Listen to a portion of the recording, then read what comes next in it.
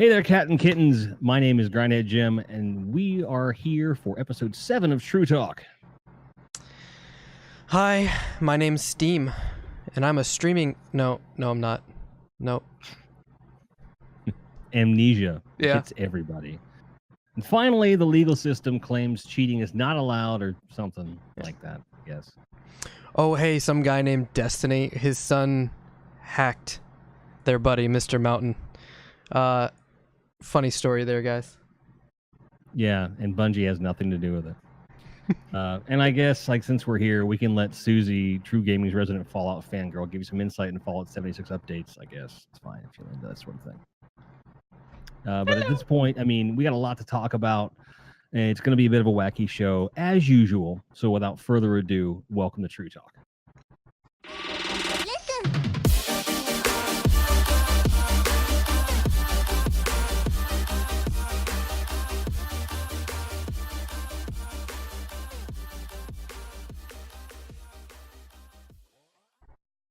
So, kids do the cutest things, like hack your friends' accounts.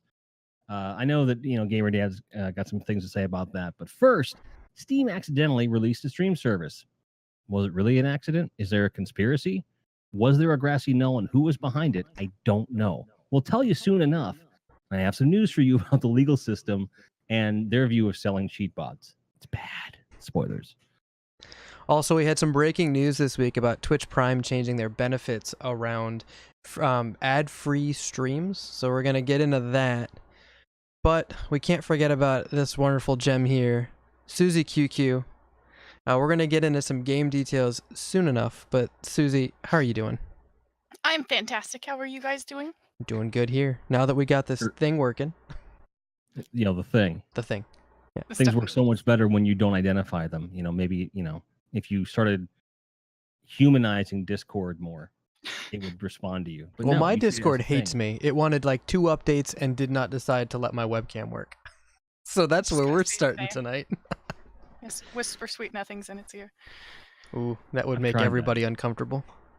I've done it. Aren't they already uncomfortable? ASMR. In this podcast? Are you serious? What's going on? We need to make her more comfortable. Sure. So with that in mind, exactly. Can you, Susie QQ? I'm just calling you Susie because the QQ is I'm gonna trip over it all night long. I'm sorry. Can you give us a brief overview of who you are as a streamer, what your channel's about, and how you got started on Twitch? Like what's the impetus behind all this? Absolutely. I am a dork.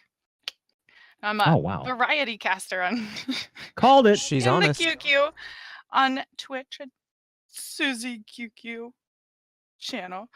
I cast a lot of variety game. Well, I say a lot. Should be a lot.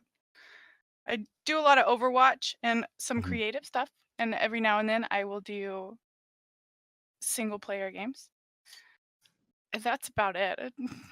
Fair enough. We just hang out. Deadpool every now and then. Deadpool.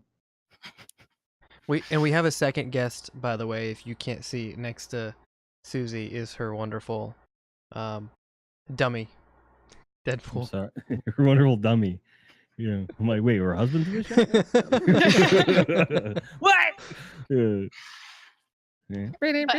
How did I get started as a streamer? Yeah. Well, my friends convinced me to do it. Peer pressure. It works every time. Yeah. It was belly peer pressure. Absolutely. So who are your friends? Like Emperor Palpatine? Do it. Like what how did that how did that go? I was yeah. Aren't you guys friends with him? Sith happens, I'll get him to send you friend requests. I used to have a onesie my daughter wore that said that. Oh god. There you go. Yeah, it was mostly Veli, he's always pump you up all the time, hype man, And I've been friends with him for probably 3 years now. And he finally convinced me to do it. And here we are. The old arm there, huh? And now we can't convince her to stop, right? Yeah, pretty much. So there are worse things. Right. And when you say Veli, you're referencing, of course, Veloc_TV, one of the other sponsored streamers through Tru. So he's a lot of fun. He's a cool dude, I guess. He's all right sometimes. So Susie, why do we call you Susie? And what's the QQ for? Where'd your name come from? Well, my original gamer tag was another fat chick, and my friends did not like calling me another fat chick. So they started calling me Susie Homemaker because I'm a mom and I bake. Your mom? A ma'am. Is it? Clearly So I from made the, a from new the account. Midwest. Ma'am. Yeah, I'm right. not though. I'm from Ma'am. Oklahoma. See, I was waiting for like it was such a like deadpan version of like Cartman going, but me. I don't know. Yeah, so yeah. They're Absolutely. doing here then. Yeah. So they started calling me Susie Homemaker, and when I made a new account, I was like, yeah, I'll just use Susie, and then the QQ is from Warcraft. No, yes. Are you sure? No, I'm not. It's from Dota. It's from Dota. Okay. It's from Dota. Dota. That's what it's Now from. we know. Okay. That I don't play. See, I by thought the way. there'd be a deeper story to that. That kind of screws up my next question. No, it's like Yeah. Susie Q and then QQ. No, I get it. Totally. No, it makes perfect sense. I'm just giving you a hard time and trying to keep you laughing because I enjoy that. But laughter is the best medicine. But and for me, it's motivation. But like, what motivates you to stream so much on Twitch? Like, what do you love about it? What keeps you going? The people. I love everybody so much. Like all the Twitch community. Yes, there's some not so great ones out there, but the TRUfam, of course. And then I've got a whole bunch of friends over in Dynasty, and then I've got my individual community that is so supportive and so positive all the time. I love them so much. So it's I'd have to say it's definitely the community that keeps me going. Gotcha. And people like yourself that are really invested in community. Like that's what keeps Twitch going too. Absolutely. Community drives the games that we play. And when it comes to community, it can be hard to maintain a multi-billion-dollar franchise without there being a few bad apples. Right. But there's been a recent who's what's it in the brouhaha in the legal system. GTA Online, Grand Theft Auto Online, there have been cheating programs for this thing forever. And a federal judge in U.S. District Court in the Southern District of New York issued a preliminary injunction against one of the developers of this cheating software, which is like, and they're not quite there with as far as saying you broke the law, but they're basically saying just stop what you're doing. It's clearly not right. I like this idea, and it looks like Take-Two is certainly the publisher behind the Rockstar games, and they're after lost money in damages and stuff like that to the tune of $500,000. Holy jeez. Wow. Yeah, so For a this cheap guy's bot? not gonna be doing so great. I wouldn't be. I'm cool with it. What do you guys think? I think it's great. I mean, it sets I guess it sets a precedent because I don't recall hearing about this anywhere else. But I mean, Game Genies is like a thing of the past. It's like the pre-built cheat systems you can put on your old Yep. consoles. Now it's all about removing the fun of the game, right? They're ruining the online atmosphere for everybody else by doing this. And I agree. I think it's something that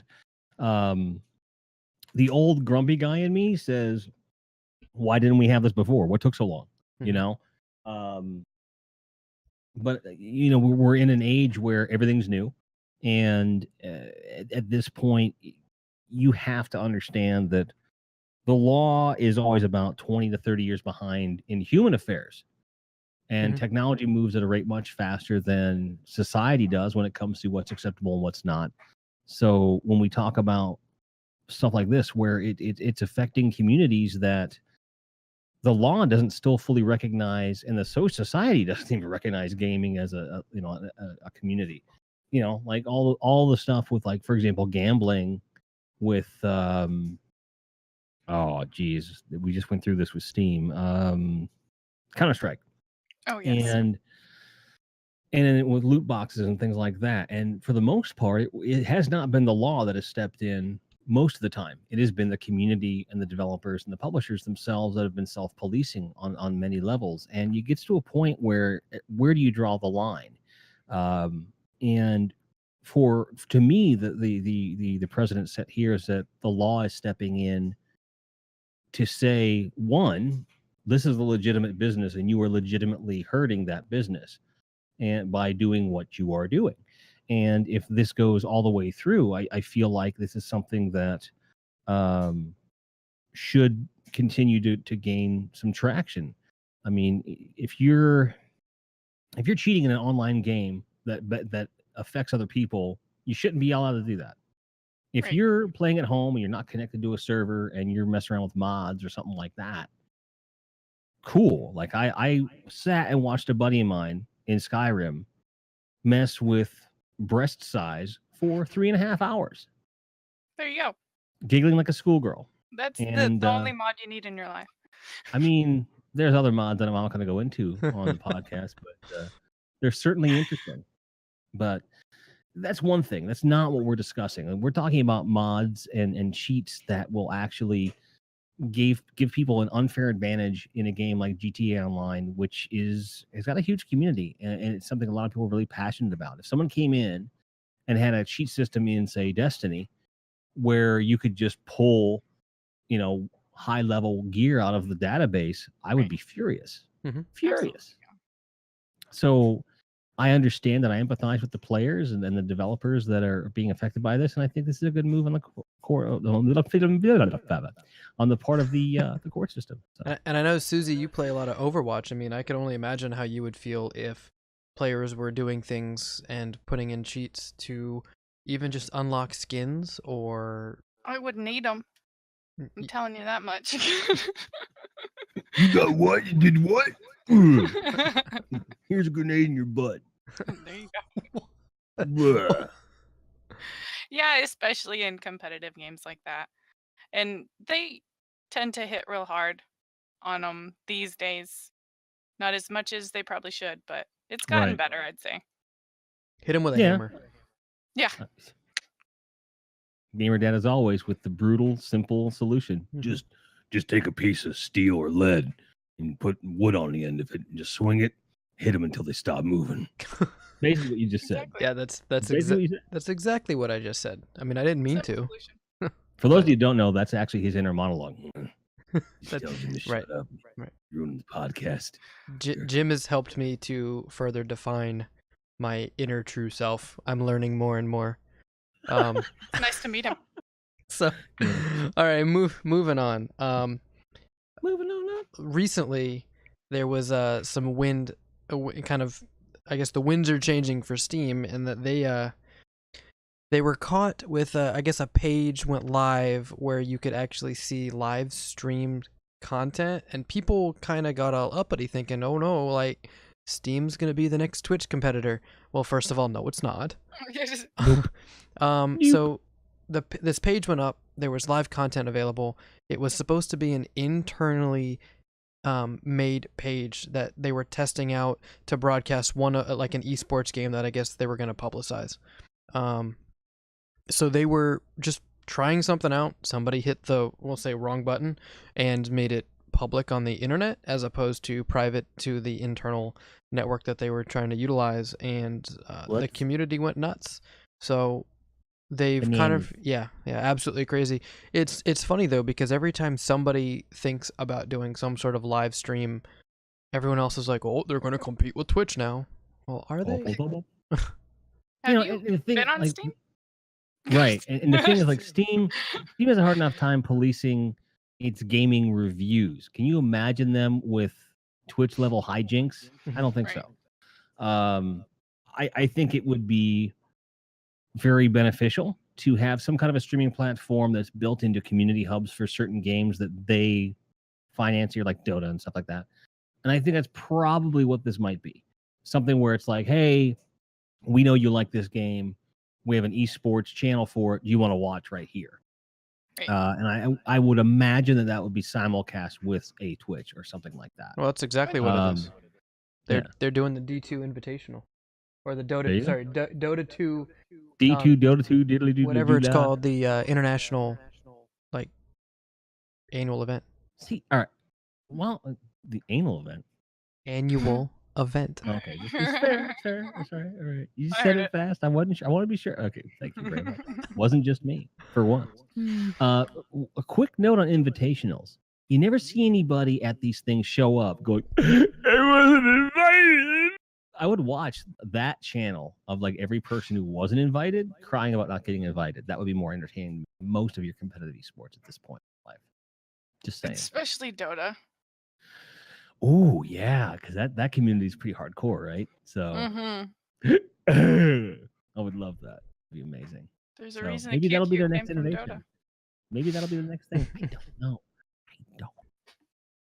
Yep. But apparently, some stuff happened because some kid got uppity. Tell me about that.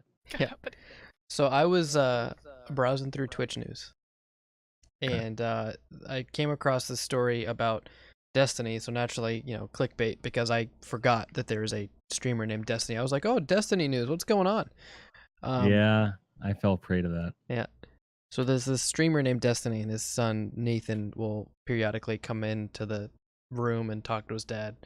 And he walks off and he wants to go talk to his chat and everything like that. So shortly after that, I don't remember if it was a few days, few hours, whatever, Destiny's friend comes on and is talking about, I think I was hacked. I think somebody went and charged a bunch of stuff to my account. And he didn't know what's going on. And he's having this whole thing investigated. He's working with Twitch. They're like, there's been no new IP address registered anytime recently. So whatever the logins are recent IPs that you've been on at some point. So this isn't like some random hacker in another country jumping in. So they're talking about it more and more. And then he's like, well, I've got, the cookies thing that retains your login. He's like, the only computers I've been on are my ex's computer, your computer, Nathan's computer. And then Destiny starts going, wait, you've been on Nathan's computer? Like, all confused. And he runs over and goes through the history. Turns out Nathan, who I think is 9, if they were saying a 12-year-old or a 9-year-old, he figured out how to log in. The cookies were still active and let them log in on his buddy's account. So Nathan is now logged in on some other person's account, starts sending Destiny message that says, hi dad, and he even figured out how to drop an emote. Like, everybody watching this happen were completely shocked that Nathan knew how to get logged in, 2, how to do emotes, because it was other emotes. And then he subscribes to channels that Destiny was following, and then purchased the 10 the block of 10 subscriptions. So about $60. It's only about $60 of damage, but Destiny came back running in the room, was like, holy shit, yeah, it was Nathan. He logged into your account, like, just freaking out. I mean, that's hilarious. I mean, like, at the end of the day, like, if a 9-year-old's gonna hack something, at least he's spreading some love, right? Exactly. And we're not talking about these small broadcasters that don't have any money whatsoever. True. So there's a river over there. Can you cry me it? But at the end of the day,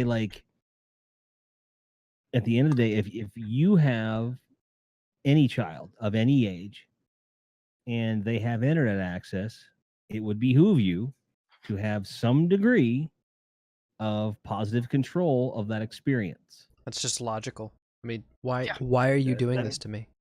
Right. It's to me, it's the entire discussion. For me, it's the end of it. It's like, okay, That's so how this I guy feel got about it. caught with being a not that attentive parent in some fashion, whether we talk about from a disciplinary perspective or whatever. How this other person who's not there was ever logged into that computer for any reason is beyond me. This is a partner who did this. Right. With 2-factor. So all right. Let's say for the sake of argument, a buddy of mine came over, like Janzer lives not too far from here. By not too far, like a couple hours. And he decided to come down and he wanted to stream. Okay. He logs in on a computer that he didn't bring with him. Let's say it's my lady's daughter's computer because she's 9. Well, the onus is on us to then clear the cookies and make sure everything is good to go before he leaves. At least log out. Or bring your own computer. Maybe not use the 9-year-old's computer. You want to hear something really, really crazy, though? Sure. The last time he logged in was over a year ago with 2-factor, with the 30-day cookie. How the hell did it still let him in? Those are some stale cookies, man. You know what though? If my daughter knew to check my phone for my authentication, she totally would, and Right. she'd log in. Yeah. And she's but it- 8. Right. So, like, to me, it boils down to just be more responsible with your stuff, know how the stuff works, and don't log into children's computers. Oh, there's a rip in my shirt. That's amazing. I was like, what the hell is that? so my daughter is not even 2 yet, and she can operate an iPad, right? I mean, well, Right. the buttons that she needs to. She can press the YouTube button, right? I took off all the other apps except this is a big mistake, mind you. I'm admitting this now. I have Twitch, I have YouTube, and I have YouTube Kids on that iPad, other than the default stuff that Apple puts on there. After seeing her use the iPad tonight, I'm deleting Twitch. Just taking it off the iPad. You should take YouTube off too, honestly. And then the next thing I'm going to do is get rid of YouTube. And so the only thing that she's got is that and some like little mouse kids game that it doesn't. ABC Mouse. Thank you. Thank you. That's what it is. Because she knows how to hit the home button, right? The Siri button, or the only button on an iPad, to get back to the home screen. And then she starts tapping on other stuff, like she sees regular YouTube. She's pulled up Netflix on other devices before. Like, it's easy for this stuff to work. So it doesn't surprise me if a 2-year-old can figure out how to load up Netflix and find a show she likes watching. She found shows by the pictures. Then a 9-year-old can easily figure out how to drop an emote, can figure out how to buy subscriptions. Because I guarantee you, when Nathan's in Destiny's room, because he comes into the stream every once in a while, he's watching. He sees what his dad's doing. He's not necessarily doing it to be like a spy and figure out how to do things, but he's absorbing all of that. Imitation. Exactly. That's what children do. Right. Children are very smart. Spoilers. If you have a child and you assume it's stupid, then first of all, you shouldn't be a parent. But for me, that's the bottom line. Like, it's a valuable lesson for other people to learn. The stakes were just a bit higher with regard to the people that were involved. This could happen to anybody at any time. So be involved with your kids. And, if you're going to give a child of that age access to a computer with internet access, you need to be very clear about what they can and can't do. And there are tools in place that can, lock that stuff down. Yep. And if you're not doing that, you deserve everything you get, or don't get, for that matter. That's all there is to it. I'm just terrified 5 years from now what's going to happen, because technology is going to be vastly different, and my daughter is going to be that 7-year-old age where they're going to want to be. They're going to get into that bigger interaction. Hell, even younger than that. Like, I can only imagine what you two have to deal with, right? Because you said you've got one kid in the house that's 9. Susie, I don't remember how old yours are, but they're old enough to interact with technology. All of mine can use any device in my house. They work it properly, and my youngest is 3. There you go. TV, But at the end everything. of the day, but at the end of the day, it's like you have to set the proper expectations and take responsibility for that kind of stuff. That's all there is to it. Plus, it's funny as hell. Yeah. Right. Exactly. Spend all this money on Twitch. Right. Speaking of spending money on Twitch, right? You right. We're getting better at these transitions, and then I'm getting the stink eye from Jim. Yeah, that's right, because it stinks. Knee-jerk reactions abound when Twitch Prime changed sharply the other day. Short version: if you pay for Amazon Prime, you get Twitch Prime. Okay, I want to repeat that. If you pay for Amazon Prime, you get Twitch Prime. No one that I'm aware of has Amazon Prime only for Twitch Prime. And if you do, please let me know. Some people might be motivated to get that account or link a loved one's account because of something on Twitch Prime, and that's one thing. But I don't know of any cases where someone bought $100 a year service, $120 a year now, I think, just for that. And if you are doing that, you are wasting your money seriously. They've made the change to where Twitch Prime no longer eliminates ads universally. Okay. Ads can still be eliminated universally per channel with a subscription. If you want to do ad-free viewing, you can use the once defunct Twitch Turbo service, which I thought had gone away. It has not. It is now back with a vengeance. which is an additional $8.99 per month if you want to use both services. And to be perfectly honest with you, you know, for my money, I am not going to pay $9 a month to avoid ads, which support people anyway. And people were like, all this stuff, because the knee-jerk concern is that people will go back to using ad blockers. And I'm like, go back? When did they stop? I never started. Right. You're you're a freaking Boy Scout, okay? Right? Right? Okay. No, it's cool. I'm just giving a hard time, dude. But like, I have turned off any ad blockers I have for Twitch. And I will admit that I'm not real happy about this change because it's an inconvenience for moi. He said, hitting his frosty mug. It's a bit weird. But here's the thing. I've seen multiple conversations about this across Twitter and all this other stuff. And for me, this comes down to Twitch Prime has a ridiculously robust feature set as it is. It is designed, they've been building, I think they started with the ad-free thing to give it something as they built up other features, and now they're yanking the ad-free away because they want to have some kind of revenue being generated. And I think Twitch deserves that. They need to be profitable on some level. And if you got to watch a couple commercials, well, oh well. Right. In a situation with this, so like, you know, if you're paying $100, $120 a year just for the ads going away, you're overpaying by a lot. For a lot of reasons. Because there are alternatives like Twitch Turbo, which is a comparable cost, but it has other benefits to it as well. But you get a lot of free games through Twitch Prime, and there are some sales and things and all kinds of other fun stuff. So, you know, the worry for a lot of people, like I heard a lot of talk about partners in particular, talking about how there are some partners that really make ads part of their experience, and they're worried that people will knee-jerk turn the ads, ad blockers back on, and then they will not get the revenue for those ads. Well, if you're deeply, you know, reliant upon ads in the first place, to be honest with you, you know, maybe you're not, and this is not anyone who said anything along these lines. I'm not trying to criticize anyone across the board. If people come to your channel and they don't sub, that's one thing. It is what it is.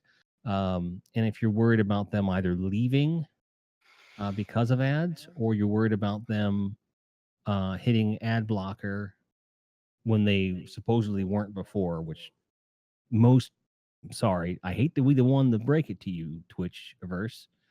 People that don't want to watch ads hit the ad blocker and don't turn it off.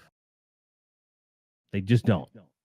And I don't see this being a huge impact to anyone outside of the fact that this will create a revenue stream for Twitch. It will create, hopefully, a slightly additional revenue stream for content creators that have access to ads. Affiliates haven't had ad access, although we've been promised it for over a year. You know, whatever. But I do feel like this isn't a carpet being pulled out from under Twitch Prime at all. I don't think that it's a bad thing, and I think that people just were like, as they tend to do on the internet. What do you guys think? I don't even have Twitch Prime. Boom. She doesn't have Twitch Prime. It doesn't bother me. I've never really minded watching ads. I mean, it's just like if you're watching TV and there's freaking commercials. Sure, sometimes you're like, no, but there's a reason for some commercials and ads and stuff like that. Right. People need money. It's true. There are people that get paid solely off ads, so no, it's not something that's ever bothered me. It's just annoying. Right. And like, for example, like looking here in chat, there's a couple of different practices with ads and things like that. Regardless of what level of streamer you are, whether you're just starting out, you're an affiliate, or you're a partner, someone walking in that doesn't have an ad blocker enabled, no matter what channel it is, unless they're subscribed or they have Twitch Prime attached to that account, up until recently, you know, they were always going to see that ad. Okay. And that's not really changing. It really isn't changing. And for the folks that had, Twitch Prime and they were using it for that, now they suddenly will have a couple options here. They will either buy Twitch Turbo, which is a revenue sharing stream for partners, as I understand it, which is great. Or they will turn on ad blocker, which will affect literally no one. Or they will watch the ads and bring more money into the platform. Those are the options that are what are going to happen. What I fail to understand is why this is something worth being outraged over. Because you hit it when we first started with this topic, the knee-jerk reaction.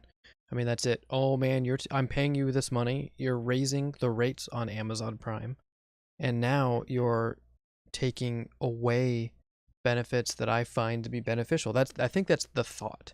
Now, as a caster, a streamer, content creator, whatever you want to call it, and as a viewer, I see it both ways. Now, I will say that the channels that I'm in 90% of the time that I'm a viewer on Twitch, I'm subscribed to. So this doesn't hurt me. 10% of the time it does. I'm not going to go get Twitch Turbo. I'm not going to pay $9 a month for those 10% of the channels that I'm watching, right? I don't care. I'm going to manually watch ads anyway to generate bits. In the US, you can do that. But as a caster, I do potentially see, maybe at first when this changes, and they're changing it in kind of an interesting way. As this rolls out, when it finally hits everybody, I do potentially see some of those, I'll call them fringe viewers, kind of dropping off for a little while, frustrated because, oh, well, I come into a channel and then there's this ad and I'm tired of seeing ads. Okay. Wait. You mean the viewers we were going to lose because they aren't that invested in the platform? Oh, cry me a river again. So the numbers, right, to the caster, the numbers become a thing. But you know what? I don't see it to be that much of an impact because as a caster, if you were only here and you need just the slightest push to go away, not many of us. The show's not good enough, or the viewer's not that invested anyway. Exactly. Exactly. That's it. And I love how Susan's like, yes, I agree. This is good. Now, from the other side of it, as a caster, Twitch has found a way to implement something to bring in more revenue. They're making where's my money? Well, kinda. They're making all these other efforts to bring us more features as casters, first to partners, then to affiliates. There's a new revenue stream that they might be able to put into, I don't know, improving the affiliate experience, making the partner. When they introduced affiliate, one of the first blog posts they had about it said, ad revenue is coming. That was in like March of last year. The ads that were in place before that you could play, we would be able to do that. We haven't gotten that. So I don't hold your breath. I don't think blue's your color. Right. Okay. I want a jukebox. I want a jukebox that's linked to that music that you can get on Amazon. That way the artist could earn revenue. Yes. As well as Twitch or Amazon or whoever. That would mean tell you why that's not happening. Amazon has to give up money for that to happen. That ain't happening. Right. No, it's not about that. It's a question of renegotiating licensing with all the different labels and artists, and that is a big legal hassle because it goes back to what we were saying about these court cases where these industries are the recording industry is so they're desperate for monetization, yet as soon as you say, hey, let's monetize this in another way, they flounder. We ran into the same thing when the Streamlabs bot had to take the Spotify API out because Spotify changed their terms of service that explicitly stated they couldn't do what they were doing. Which I get it. It's fine. Whatever. But I do feel like someone needs to be the first one to step up and say, hey, people are doing this anyway. Make it legal. I will make it legal. Make it legal. Make money off of it. Right. I would gladly pay an additional $5 to $15 a month as a caster if it meant that I was licensed to do, the majority of that library. Right. And then give me an API that I can hook in to use that. But you have to verify that my account has access to that content. You can't tell me it's not possible. I know that it's technologically something that would be easy to do. But the question becomes, is the recording industry going to catch up and actually do that? Pretzel Rocks, it kind of does it in reverse. Artists approach them, or they approach the artists, and it's negotiating with that. It's an independent thing. But in the overarching record company system that we have, such as it is, it's going to be a long road to get there. And I think whichever label says, I want that money, I want that money, and they decide that they want the money bad enough, it will happen, whether it's through Spotify or Amazon or whatever. And I think that Amazon is the most poised, as Susie's saying, to make that a reality, because they can hook it in right and do a plug-in right on the site. Right. It would be perfect. You don't even have to mess with it, right? I would hope they would make it available in a separate player app so I can use Windows to duck the audio where I want it to go, because I'm a nerd and that's a whole other process. But, you know, and the same token, I feel like there's some other things that we could do too. Little features that Twitch could implement that don't cost a ton of money, but some. Like giving affiliates transcoding?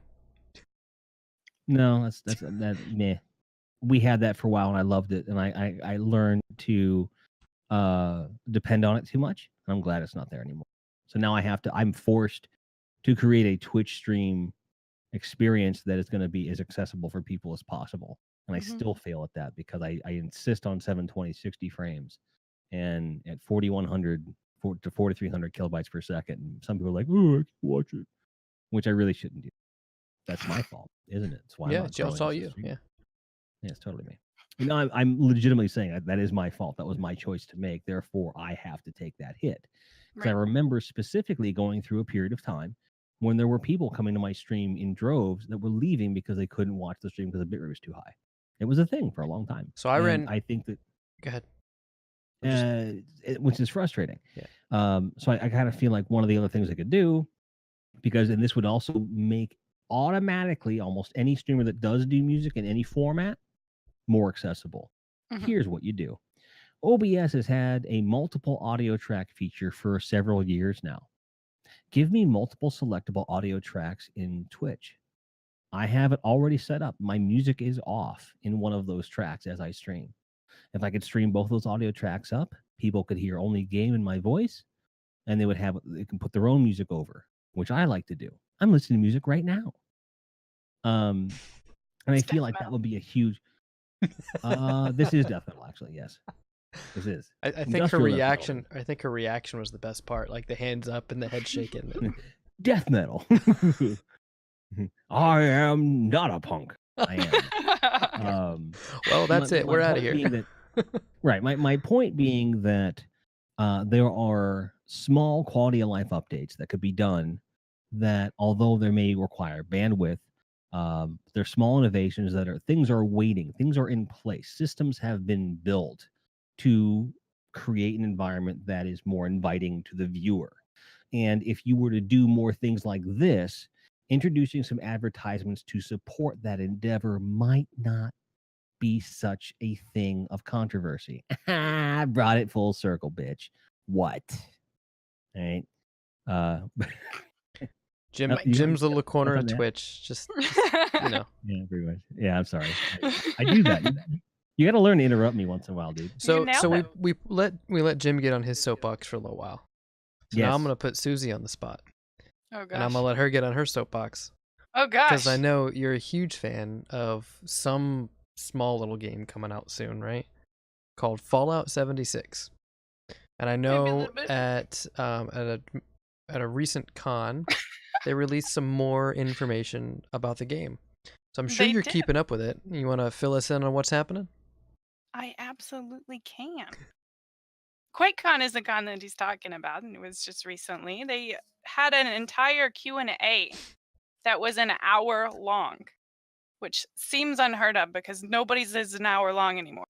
But it was great. They had a whole bunch of updates. And if you don't know, Fallout 76 is the newest installment to the Fallout franchise. It is a systemic survival game. A bit different from the regular Fallouts. The ones that we're used to, at least. And actually, Todd Howard had said it is 80% classic Fallout that we're used to and about 20% new stuff. So supposedly it feels like Fallout that we know. So hopefully it does. But they had a lot of updates. They updated a lot on PvP, which I know a lot of people were worried about. A lot of people are wanting that single player experience that they're so used to with Fallout. I gotta find my PvP card. Found it. Your PB&J card? What? PvP card. I took notes so that I'd remember, guys. Paper and ink. How archaic. So they brought up, and they had said this before, that there is a way to instigate PvP, and it's a choice.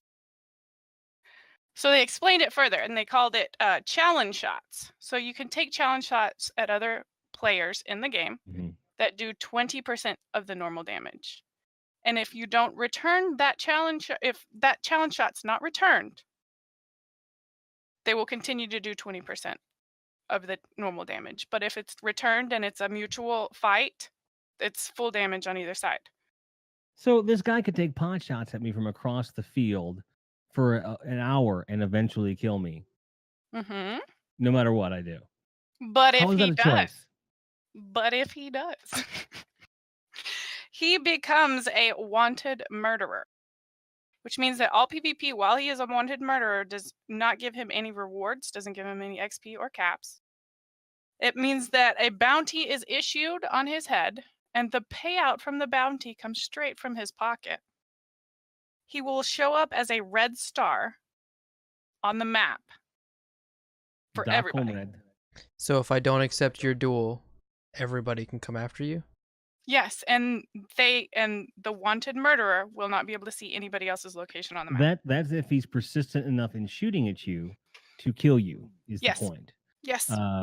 Which is good. So that no, I think I would say that that's a perfect, because think about it, 20% damage. Let's say I don't know hit points or anything in Fallout. I apologize. So let's say for the sake of argument, it takes 5 to 10 body shots in Fallout to be killed, right? So we'll say it's 10. We'll say it's 10. Okay. So 20% means that you have to do 5 times the shot. So now you've got to shoot them 50 times. That means it's intentional, you Right. know? And at that point, it is a system where you're choosing how you want to behave. And there's going to be people out there that are going to intentionally do this because they want the challenge of being chased by everyone in the world. Right. I think it's a pretty elegant system. Pretty elegant system. I like the way they did it. Yeah. And I Well, do yeah, think yeah. that there will be people that are just Assholes? douchebags that just come around and just pop shots at you from time to time. Or douchebag assholes, yes. Douchebag assholes too. Yeah, right. Or assbag douche holes. I don't know. Yeah. And another thing Yeah. to touch on the PvP, the power curve for weapon damage. And in PvP circumstances, the power curve for weapon damage will adjust to make sure you're not killing things too fast once you're a higher level and stuff like that. They have stated that the power curve is leveled out across all PvP, so the weapons will be percentage based, from what I understand, in Okay. PvP rather than the damage that they do. So you can't have this super freaking awesome weapon that's level 100 or whatever fighting a level 5 and just like one-shot them, which is interesting. I don't think Seems I've rather ever complex. Yeah, I don't think I've ever come across a game that does something similar to that. What game do you know of? Well, I mean, Destiny does a thing where they do damage scaling within PvP. People forget about this, but when you first start the game, if you're level 5 or whatever, it is known that some of the weapons you're going to have are not going to be that great. Your defense is not going to be the same. And although advantages do not matter, they will apply buffs to your aim assist and to your resilience, because it is assumed that if your character is a low level that you are inexperienced and you would need a slight advantage. So that's the kind of thing that they do with balancing. And then there's the other side of the end game activities like Iron Banner and Trials of the Nine, where power level does matter. And it is something that it's a very harsh thing, but they do it in chunks where it's based off of, if you're more than 20 levels of this person, for example, it's a flat damage rate. Okay. So whether you're a level 1 or a level 400, if the guy's 420, your damage will be the same in both directions relative to this person. So he's only ever going to do about 20 levels more damage at any given time. So it's not the exact same system, but I've seen this kind of balancing there before. Very similar. I like the way that they're doing that. Mhm. I think it kind of soothes a little bit of the woes that people are having with, oh, level 50s Whoa. are going to come kill me. By the way, it does unlock at level 5. PvP unlocks at level 5. You have to do a quick. Did they talk about how to unlock it? Is it like an automatic thing? I know we're It's fairly automatic. early. Okay. There Right on. will be, they are adding, what did they call it?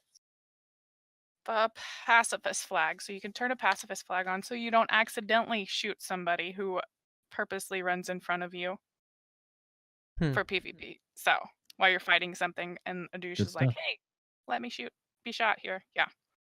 I can see Very people cool. trying to control that whole bounty system by doing that, like some innocent bystander getting accidentally shot to make you kill him. Like, oh, I'm almost dead. I'll let you kill me, and everybody will have a bounty on your head.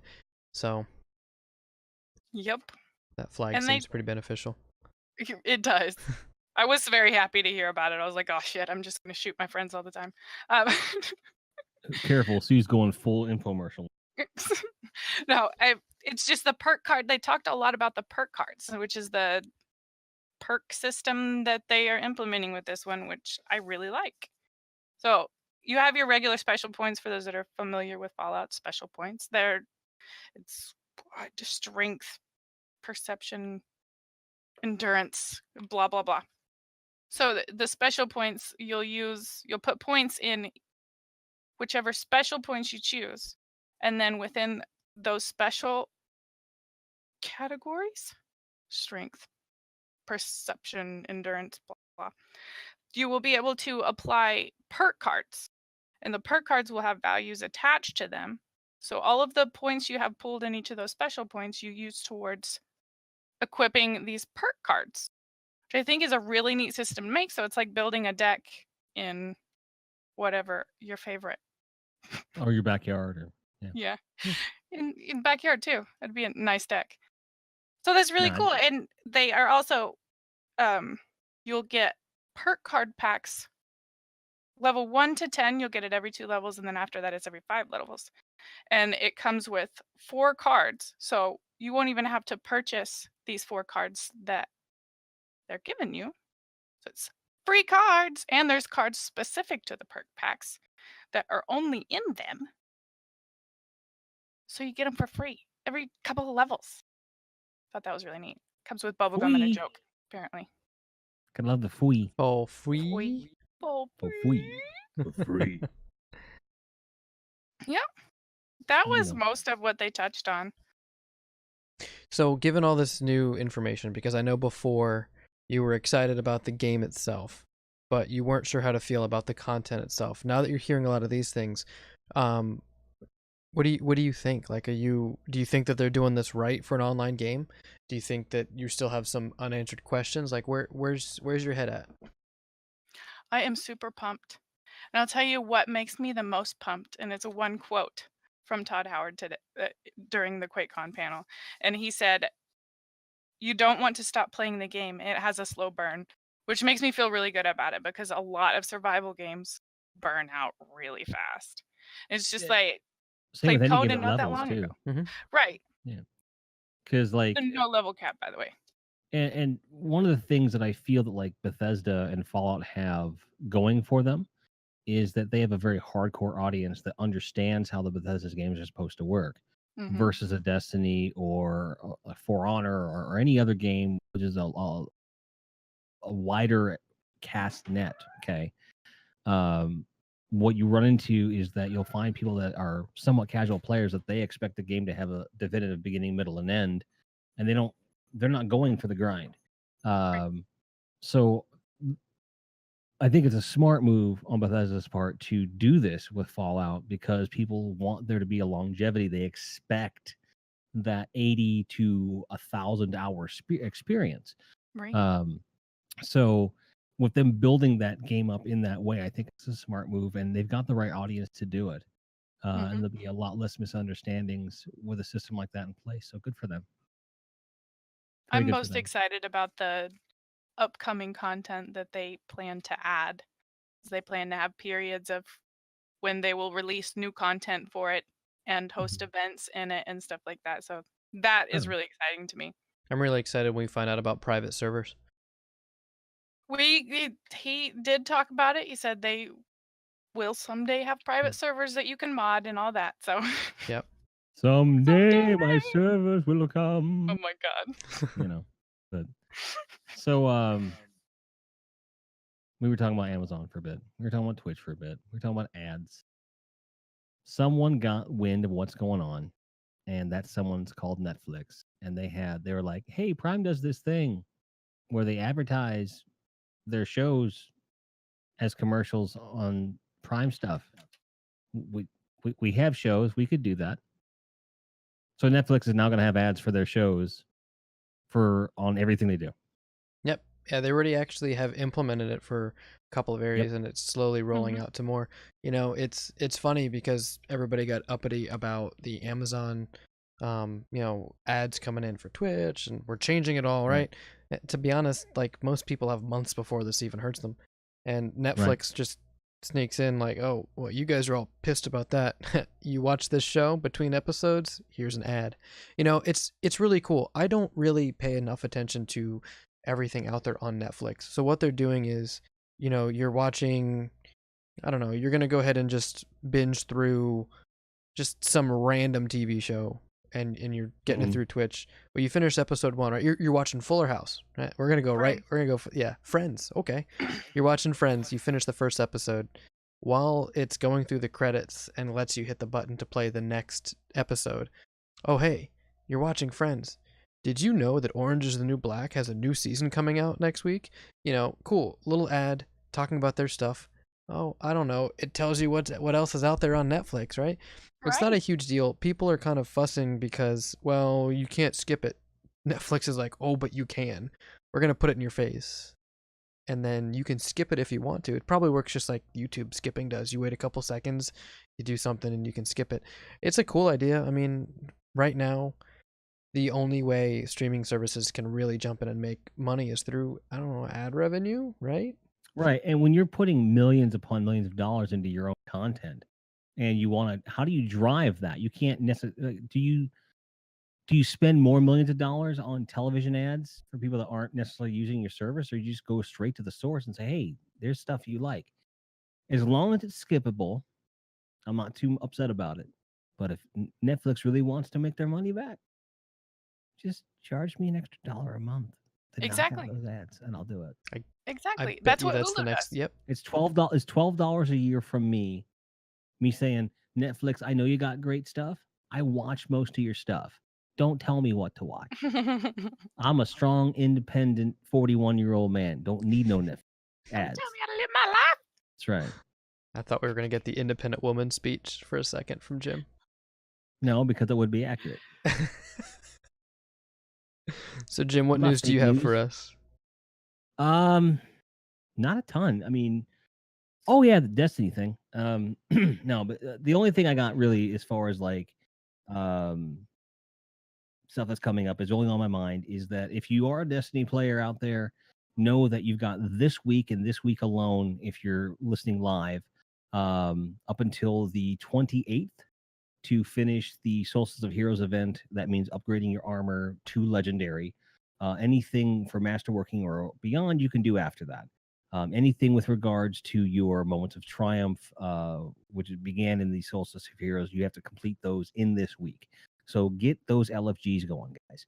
And then next week we get all this huge, ginormous change to the game leading into the big Forsaken patch, which is including huge changes to the weapon system and stuff like that, which I'm sure we'll be talking about in detail next Tuesday, because that's when it actually drops, and I'll have patch notes and then drool dried and crusty all over my beard, going.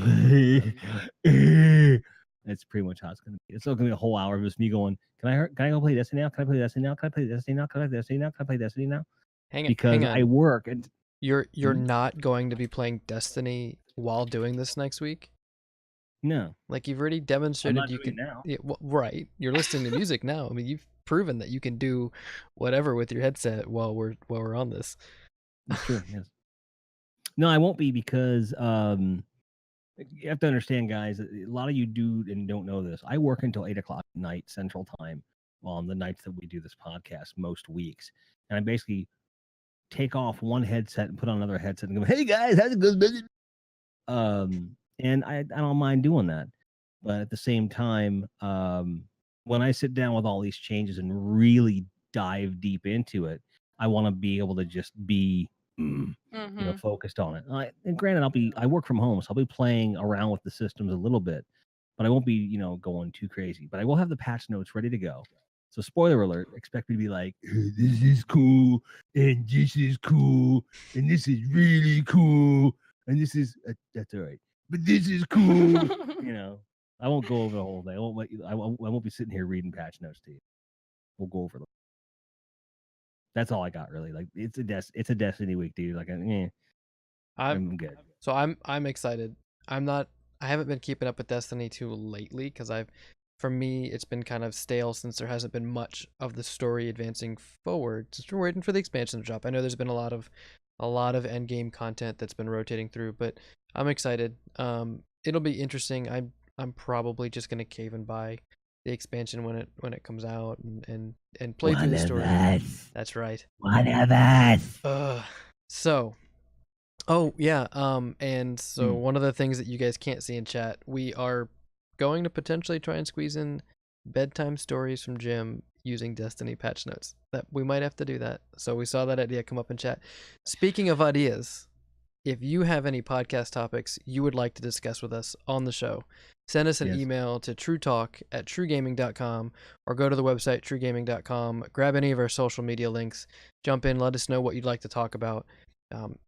Especially with this Destiny stuff coming, right? Add in your ideas, add in your thoughts. Yeah, because I'll shoot them all down, but in a really nice way that is informed and funny. I'm just kidding. Whatever you want to talk about, we're here for you. But with that in mind, you want to make sure that if you are submitting those ideas, that you get to hear your ideas talked about on the show. So in order to do that, remember to subscribe to our channels for episodes via YouTube, Twitch, iTunes, Spreaker, SoundCloud, and now Spotify. We'll be back next week with more True Talk with Destiny Talk, probably renaming that. We'll do something cool there. And special guest Mallet Editor, one of our Overwatch gamers here in the TRUfam. So he'll love the Destiny stuff then. Oh yeah, it'll be great. Make sure you guys check out the Discord, discord.gg/TRUgaming. Tell all your friends about it, and we will see you all next week. This is GrindheadJim saying, high impact bolt rifles have been buffed by 10% damage. What you got for us, Susie? Say goodnight. Farewell, friends. Good night, everybody. Thank you all very much for tuning in. Good night, Guardians. Oh, you're ridiculous, Jim. I mean, come on, man. That's why you hired me.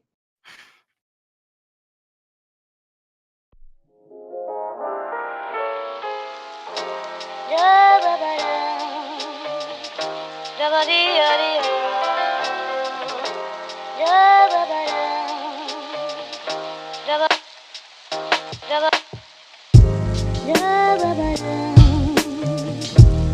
dee da dee.